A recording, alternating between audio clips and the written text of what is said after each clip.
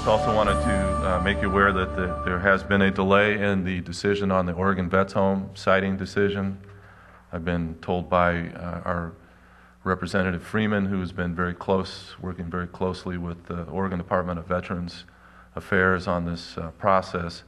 He's been told that this decision will be made no later than April 1st, so it'll be coming up very soon. According to the information that I received, they wanted to do a little bit more field visits on the various sites that were submitted for this in this process. I'm not aware that Roseburg has been visited yet, but we're also told that that's a process that they want to keep free from any kind of interaction in the decision-making process. They want to make sure that they get the information and be able to make a decision. One thing that I was told in this meeting that was also with Representative Hanna is that Douglas County, City of Roseburg, did provide the most complete application of any of the 5 entities that submitted applications. So hopefully we get something for that, and I think it's an indication of the year and a half that we spent on putting that whole proposal together. So we'll continue to keep our fingers crossed and pray that we get a good outcome for this process. This would be a huge shot in the arm for Douglas County, City of Roseburg, and the VA facility. One just quick side note, and I think Brian has summarized that in his Planning Commission report pretty well, but we also are looking at a financing mechanism with using ERA, the stimulus bonds that are out there that we can use to put together the match component of this.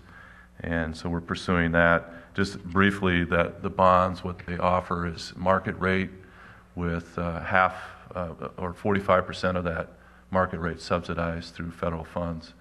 So it can get the rate down to about 2.5%. So that's a pretty attractive rate for bonds these days. In particular, an investment like this that will, for 35% of the total project, we'll be able to leverage another 65% of this, about a $40-some million investment in the community. So we'll continue to work on that. Just a couple other things. I was appointed to the county's, we're on the topic of veterans, the county's Veteran Affairs Committee recently, and that appointment will be effective July 1. And then the other one was, I've been involved in the Wolf Creek Job Corps and recently attended a meeting where I was appointed the Community Relations Chair. Both of those committees are fairly low requirements for attendance. I think the Veterans Affairs Committee is about once a quarter. The other group is probably twice a year. We do a lot of, if you're aware of the Wolf Creek Job Corps program, they do a lot of public works and different projects in our community. They're located past Glide and do a lot of great work and touch a lot of youth that really take advantage or advantaged by these programs. So I'm glad to be part of that.